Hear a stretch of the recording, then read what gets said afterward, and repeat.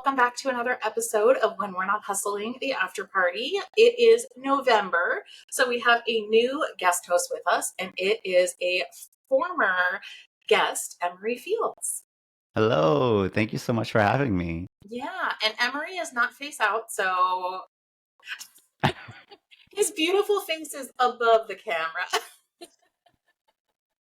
And you all are missing out, so you're going to have to book him to see like what you're missing. This is all you get for right now. Yep. But unlike us, you get to see his chest, so it works out for everyone. I'm Emily Foster. I'm the producer of When We're Not Hustling. This is the Afterparty. Please like, subscribe, share, tell all your friends about it. Hell, you can shout it from a rooftop if you want to. Just get word out. We had last month our very first live event, and it was very, very fun, and that's going to come out as an episode next week. But until then, we're going to talk about the normal episodes of November and the first week of December, because we are a little bit off because of the live event. So this week we are talking about Lana Hart, who is a New York City based stripper, writer, sex worker, and stand-up comic.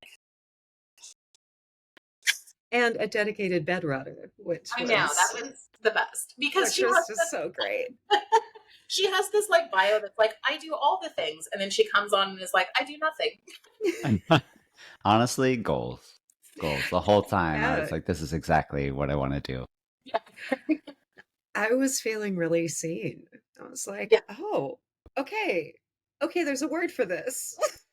Yeah, let's go back to that because, we have to, so this is our first episode that we've done as a crossover partnership with Tryst, which means that she wrote an article for Tryst Blog about bed rotting, and once a quarter we are going to do an episode that's about one of the Tryst blogs, or where the person who wrote the Tryst blog is going to come on our podcast and talk about the same topic. And when Tryst said, we think that the first one should be on bed rotting, I was like, I don't even know what that is. Like, what is that?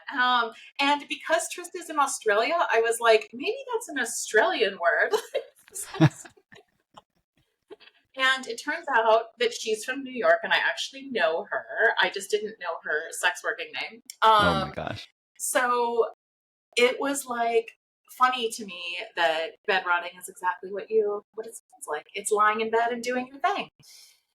But it's the most romantic description of it, you know? It's like a very kind of like Victorian idea of just being in your bed and on your phone. Like bed rotting, I imagine it's in an oil painting, you know, and there's blankets everywhere. I think it's definitely got some of this to it. Like... Oh, absolutely. Yes. I think she was saying that in her article she was researching, and like sex workers in particular are always seen like in all those Victorian things as like, you know, lying back and doing nothing in bed, just kind of like sighing. And I was like, that makes sense to me. I never really thought about that, but you know, we lie down in our work, but also we do it all by ourselves, you know.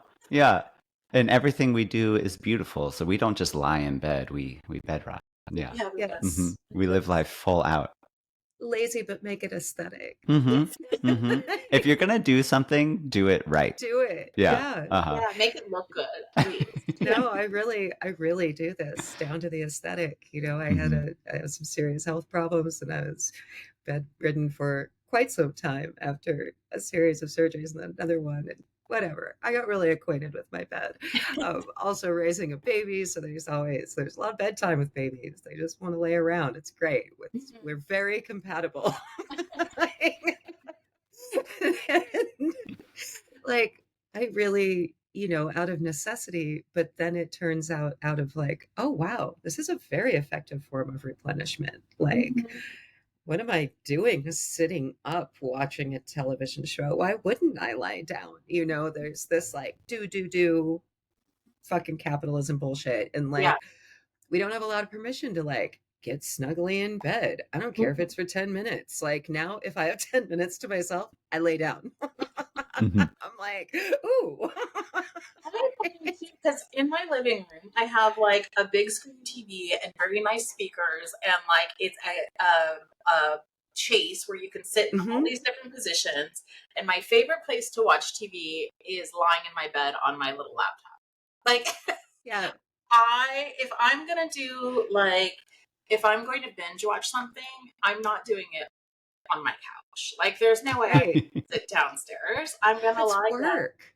Yeah, just sit on. I mean, I could lie on the couch. I don't know. There's something about lying in bed and like playing my dumb games on my phone and watching 3 hours of television. That's like amazing. Absolutely. But Very restorative. it's almost like you need the couch there as an option so that you can go beyond it. You can be like, yeah, I could lie on the couch, sure, but I want to go that extra level deep. Like this is true relaxation. Mm-hmm. Should I nod off? I don't want to wake up on a couch. This is no couch nap time. No, please. Mm-mm. No. But you're right. It can't just be bed and television. There has to be the very respectable option of the living room as well. Mm-hmm. Yeah. You just have to. The important step is being able to turn that down. Yeah. It's you've made that conscious choice. I'm gonna be bad tonight. Yeah. Uh-huh. Yeah. Well, also, like, if you sit down to watch television, I mean, this is supposed to be about bedrotting and not watching television, but it's really, if you sit down to watch television on the couch, it's like you're making a choice to watch television. But if you like open your laptop in bed, you're just... You could be working. You could be checking emails. Mm-hmm. Yeah. Or 90 Day Fiancé just happens to be on this browser window. And no, I get that. It's like, it's not about watching the show anymore. It's about being in bed. It's about existing. That's the thing. Right. Yeah. Whereas being on the couch is about the show. I'm actually engaged in the expanse and interested in the characters. Yeah. And most of the time when I watch TV, unless I'm like, oh, I want to see this series that everybody's talking about or something, it's not actually about watching TV. It's about like lying and turning my brain off. Mm-hmm. Mm-hmm. Absolutely. Yeah. I've lately been watching Homestead Rescue. Talk about it. Just 15 seasons of the most formulaic crap. It's amazing. It all follows an arc. I even know with the music coming, like when the fake, fear is going to happen. Oh no. Is the log going to fall? Is the storm going to come? Like, I get so much work done. It's about people who live off the grid and they're not doing a good job. So this big obnoxious mustache of a man with a all the way unbuttoned white shirt comes with his 2 kids and they rescue the homestead. And they do anything from fixing the house to finding water sources to building storm shelters or doing, buried, you can grow food in the ground, for instance. You can, I mean, obviously, but you can dig 10 feet down into the ground and you can get a more stable soil temperature and be able to grow through the winter in some places. They'll set up things like that. And it's just really fun to sit in my bed surrounded by processed snacks with electricity and watch these people like being like, I'll show you how to save this. I'm like, oh, that's totally me. Like eating apples. Like I'm just like one chainsaw away from that. I could if I wanted to. I could. Yeah. Totally. Mm-hmm. Yeah. Yeah. That's what it is. Yeah. I went through a whole series on the same whatever house network that was about building off grid, and now this is about rescuing people off grid. So that's the natural next step. Is like, well, then what happens? Yeah. My gosh. A cowboy from Alaska shows up. Apparently, sounds fascinating. Yeah. And every time I see things like that, I'm like, oh, it would be so great to have like all those skills. And then I'm like, oh, but then I would like have to do that stuff. Yeah. Mm-hmm. As a person with a lot of those skills, I tell no one. No one. Don't do it. No one knows that I know how to use far those away. things. Oh, just a girl. Yeah. Oh, My me? partner No. yesterday was like, "Would you come up here and help me for a second?" And I was like, "Sure," but I didn't know what I was like getting into. And they were like, "You need to help me pull like in our bedroom. We have a bathroom. Pull the toilet up off the ground and like move it to the other room because they like were cleaning it and dropped something like in the toilet and they were afraid it was gonna get in the pipes. And so they were like, I'm trying to dig it out. And I was like, oh my God, no. Like, I didn't know I was coming up for this. Can you help me Uh, does not necessarily encompass toilet moving. mm-mm. No, on cardboard and then like pulling it across the wood floor. Like, no, like I am not really? qualified. So Yeah. sorry. Yeah. I wish I could. I wish I Yeah, could. that's one of those things that I've done, and when I completed the job, I was like, I'm not going to do that again. I'm not replacing a toilet seal again. I'm good. I'm good. That Yeah. one works. Okay, bye. We just did this in the bathroom downstairs because my little son, who's 7, is so not like the girl that you're talking about. He doesn't lie around.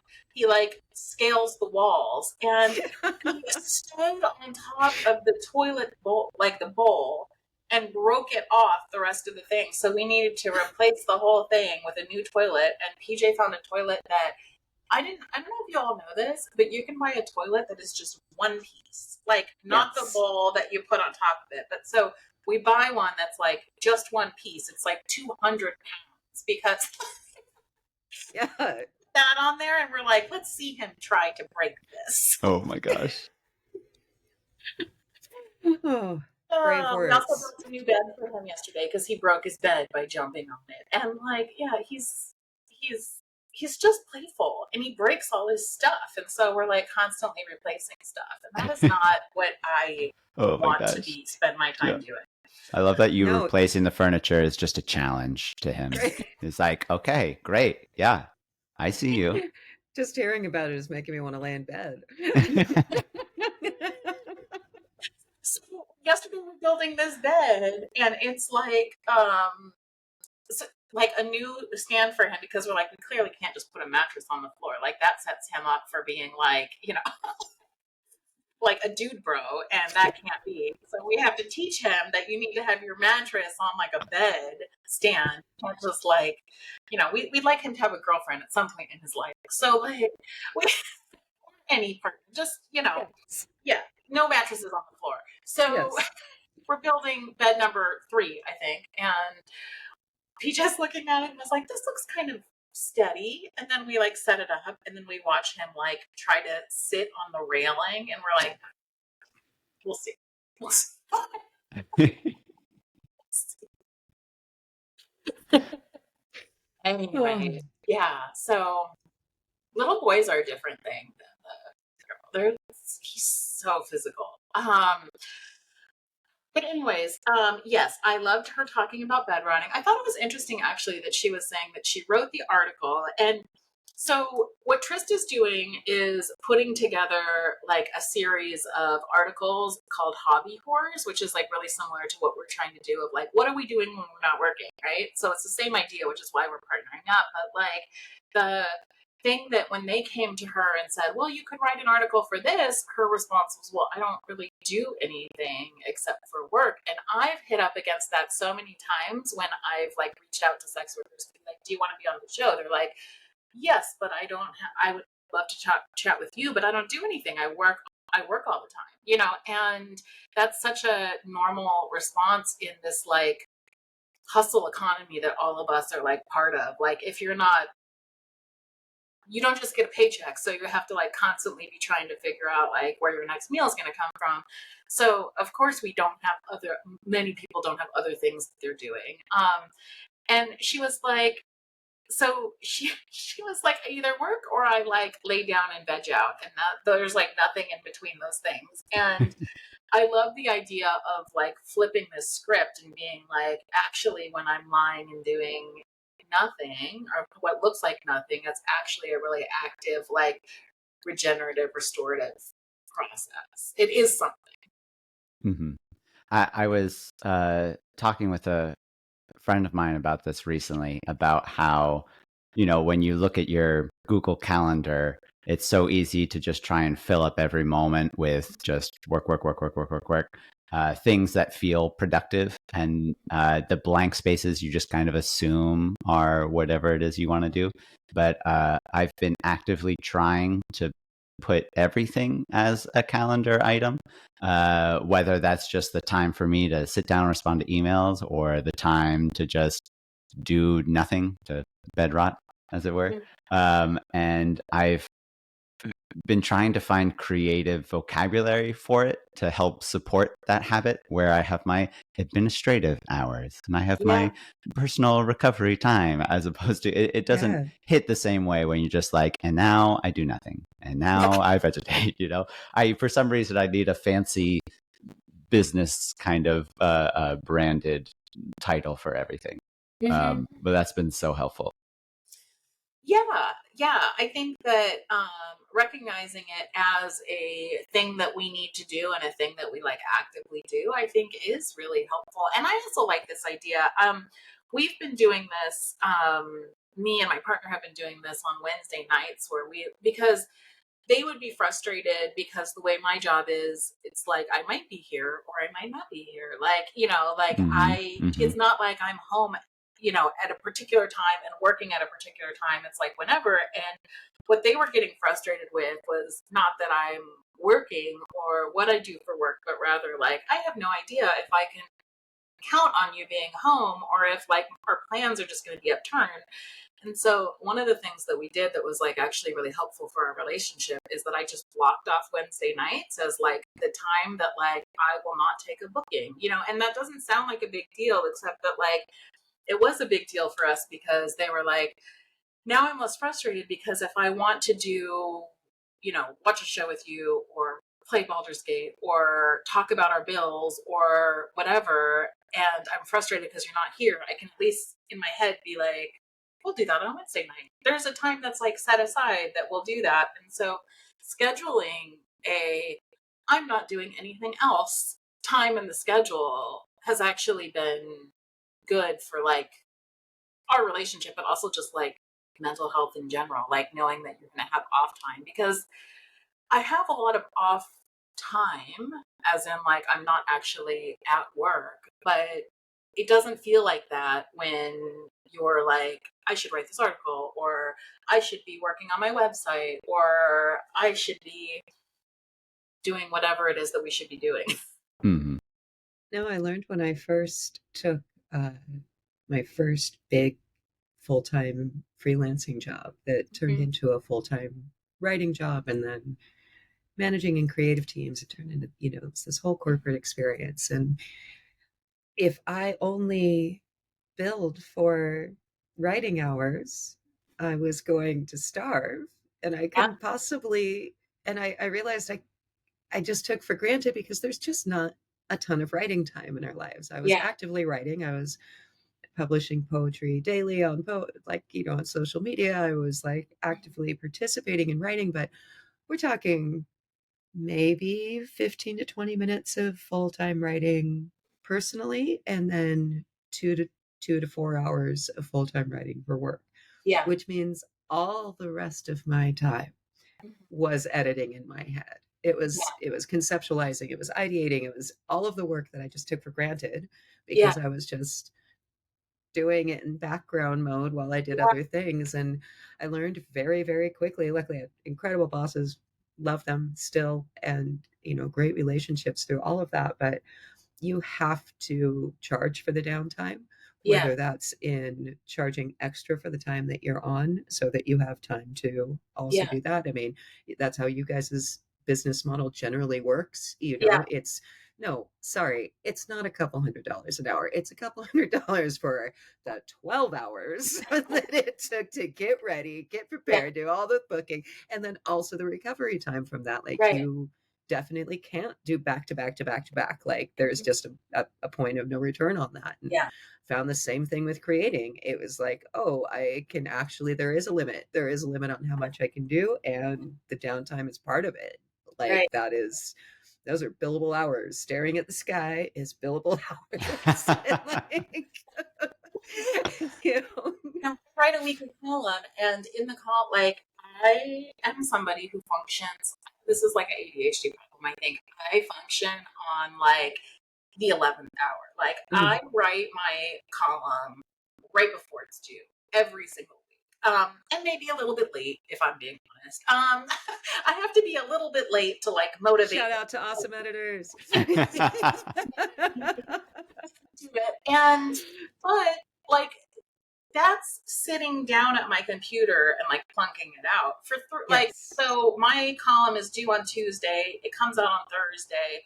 Already by Friday, I am thinking, okay, what am I going to write next week? Because I need a new topic and a new thing. And it's in my head spinning. Yeah. Writing is not putting pen to paper. No. Writing is conceptualizing and thinking and organizing. And some people do it on paper. Some people do it in their head. Some people do it on the wall, like a weird crime scene thing. Like everyone's got their own path, and that's cool. Right. Like I've met the, like, okay, you know, friendship. What am I going to write about it? Okay, I'm going to write about my friend Nancy. Okay, now I'm, you know, and it's like this whole thing of like, what am I going to say about it? You know, and then on this week on Tuesday night, I was like, I'm going to lie in bed, speaking of bed rotting, and think about all of the things that like are valuable to me about that like friendship. And then I set my alarm for 5:30 a.m. and then woke up and then wrote the, you know, like that's how I function. So like that's a lot of time. That's days of me sitting there thinking what is going to be a part of this. And I don't think that the work is possible without that time. It's not just that it makes it better. Like it definitely makes it better, but it's actually the note writing.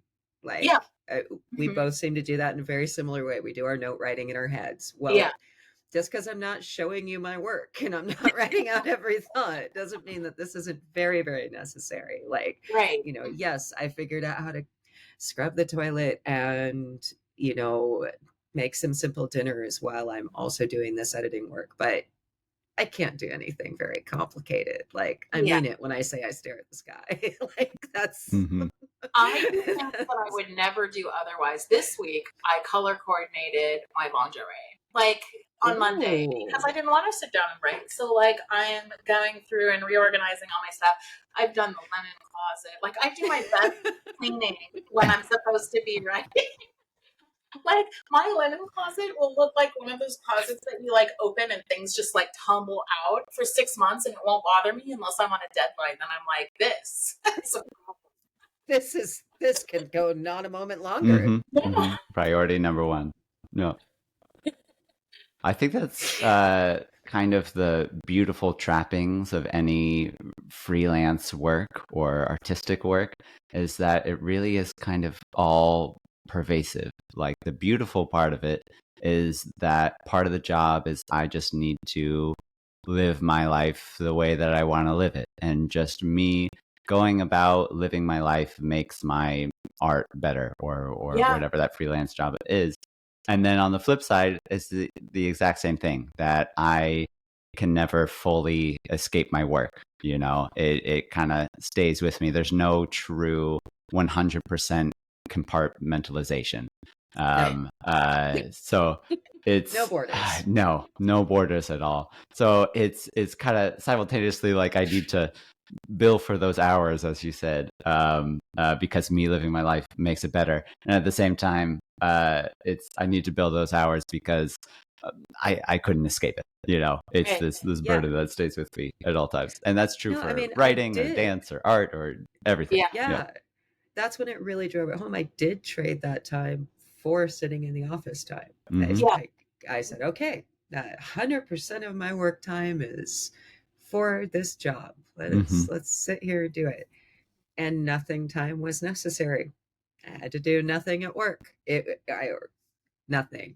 My body was doing nothing. I had to sit there and allow my mind to process what I was going to write, think about all the possibilities, refine it down into a thing, do all the outlines and the editing and all of that, so that when I sat down, I could just magically produce these amazing things.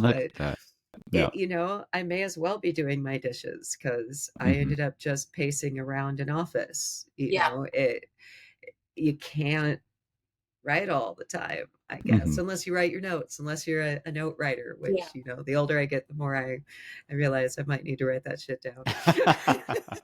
Yeah.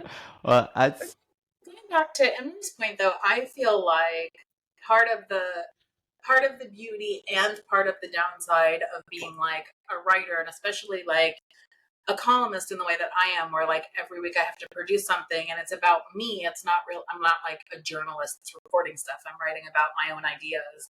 Is that like I do have to go and just like live my life. But then, like, which is great because I'm writing about the experiences that I have. So I need to have some experiences, to do this job. But also, like, I also cannibalize my life for my art,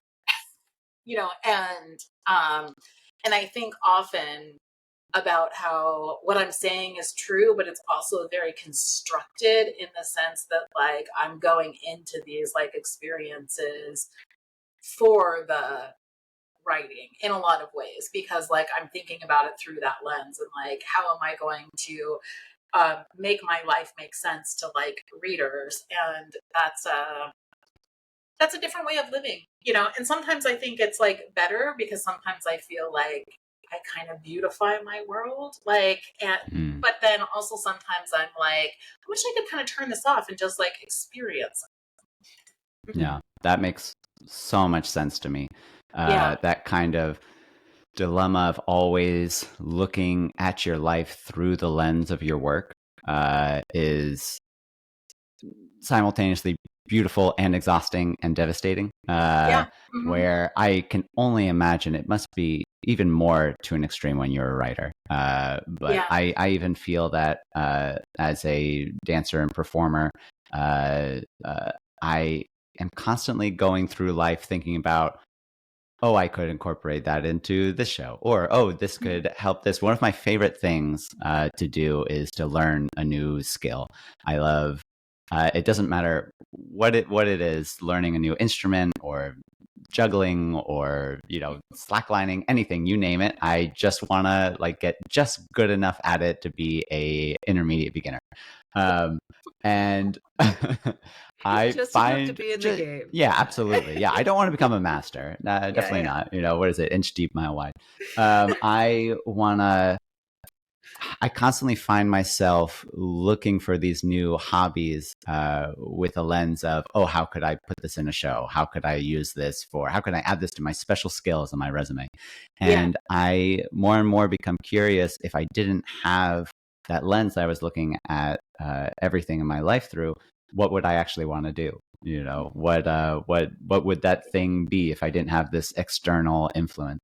And that's why I think it's become so important to me to have these things in my life that have absolutely nothing to do with my work, that in no way, shape, or form could Yeah. ever be confused as useful in my life.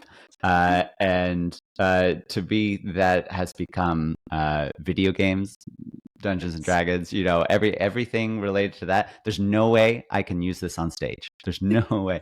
Even D&D becomes dangerous. I'm like, oh, I'm practicing improv. Oh, okay, whatever, acceptable limits. But if I'm on the couch like playing whatever it is, Baldur's Gate, I still need to work on. Oh my Yeah. gosh, I'm so behind. But that never going to be used on stage, and it feels so good. So good. Funny thing about that is I wrote an article once on playing Baldur's Oh Gate. my So gosh. I Nothing did is do safe. that. Yeah. Nothing is safe. Nothing is safe. Yeah. Okay, great. I'll make a dance So, piece about yeah. playing Baldur's Gate. Perfect. Yep. Tear down all the walls. But no, I know exactly what you mean. And I know that like I've also thought about that of like what would it be to do something like without thinking about what I could do with it, Mm-hmm. and this is like an artist dilemma. Mm-hmm. Oh, absolutely. It's definitely not unique to us. I know everybody in any sort of artistic field or even in just independent contractors everywhere. Yeah, feel this. Yeah, my best friend works a corporate job, and she has been in this corporate job for 20 years, and she is the most like imaginative, lovely, talented person who's been in a BDSM leather family for like her whole adult life. And like, she made a very conscious choice that is very opposite than the choice that I made, to be like, I want to have a work life that has nothing to do with my pleasure and my art and my like the things that like feed me, because she wants those things to feed her and not be things that like get brought up into like monetized. And I respect that. That makes so much sense to me. Like, I am not personally constituted to work a corporate job. Uh-huh. And let's say I was, that choice makes sense. I get why she would be like, I don't want my sexuality to be turned into a job, or I don't want my relationships to be, you know, and I get that. Yeah, that makes total sense. I remember growing up and hearing the idea of do what you love and you'll never work a day in your life. Oh, yeah. And I was like, yes, absolutely. And I dove 100% into that idea. And now constantly just going throughout life being like, I love this. How can I get paid for it? I love this. How can I get paid for it? Yeah. And yeah, it's a dangerous, dangerous trap. Yeah. This makes me think of something I was talking to my accountant with. I got a new accountant years ago, and I came in for a meeting with them, and I was very conservative about all the things that I would write off. I was always very scared that the IRS was going to come out and get me. And she was just so brazen about it and so confident about it. It was amazing. She was like, that bag that you have, did you put your dance shoes in it? Great, write it off. I was like, oh, okay. And then she told me that I should write off every movie and every book that I purchased. And I was like, how on earth does that make sense? And she said, well, part of you teaching dance is you just have to be a interesting and engaging person who talks about interesting and engaging things. And you That is reading true. that book has made you a more knowledgeable and interesting person. And I was like, oh my gosh, wow, this is a loophole that we really found, but I'm fully embracing this. And it's goes back to what we were talking about, where it's the best because now everything that I do is making my work better. And it's changed the whole way that I approach life, where now I have this newfound motivation to read every book ever, fiction or nonfiction. Yeah. And then at the same time, nothing again is for me exclusively. It's all for my work. It's all just so messy and tangled together. I feel that, but then I also feel like there's something that I feel so lucky about. Like we at the event that Emily and I threw a couple of weeks ago, one of the things that we were talking about, and I think this has come up on the show too, is that like part of the fun of escorting is like being your most charming self. You know, like putting on your nice clothes, putting your makeup on, like going out on dates, feeling like somebody's hanging on your every words because you're so charming and interesting. And that's not, we even talked about this with Lena, like with Lana, there's something like exhausting about that, but also like there's something like fun about being able to perform like your most charming, most interesting self. And so like, I also think sometimes like, how lucky is it that like I get to read books and have time to do these things, and then have people who like pay me to talk to them about it. It's really nice. And, absolutely. Yeah. You're like performing your best self, and that's magical. It's so much fun. And it's also, I remember in the podcast, you two were talking about kind of that feedback loop. It was specifically about how when you're having sex, that makes you think about sex and want to have more sex. But everything in our life is like that, when you get up and make your bed or have a healthy breakfast or whatever, that leads to more good habits. And so when we're kind of performing our best heightened self, we kind of get used to that idea, and like it leads us to being that heightened, beautiful self more and more, even in our personal life. You can't help it. Right. We're just more interesting because we like focus on like, how do we get past the mundane and bring in like how do we imbue our worlds with like beauty? And I think that that's like part of the job, is like turning things that are relatively normal, like going to dinner or into like an event. How does this become beautiful? Okay, I think so on all of the things. Yeah. on that note, which I do think we should wrap up on, because that's just really beautiful. Like, yeah, what if we were our most charming selves most of the time? What I'm really drawing from what you guys have been saying here is that bedrotting should be a tax deductible line item. Yes. Yes. 100%. 100%. Yeah. Right off it. The frame, the mattress, everything about it. All of it. Yeah. Because none of your charm is available without that. Exactly. So... Yeah. Well, Emily, I'm very impressed with your full circle. That was great. Oh, staple of approval. So good. All right. So this was this was tax advice from When We're Not Hustling. Yeah. This was fun. And also this is When We're Not Hustling. And I'm your host, Jessie Sage, and we talked today about bedrotting with Lana Hart. I am Emily Foster, the producer of When We're Not Hustling. This is the Afterparty. Like, subscribe, share, tell everybody about it. And I'm Emery Fields, just happy to be here. Aw, we're happy you're here. Oh.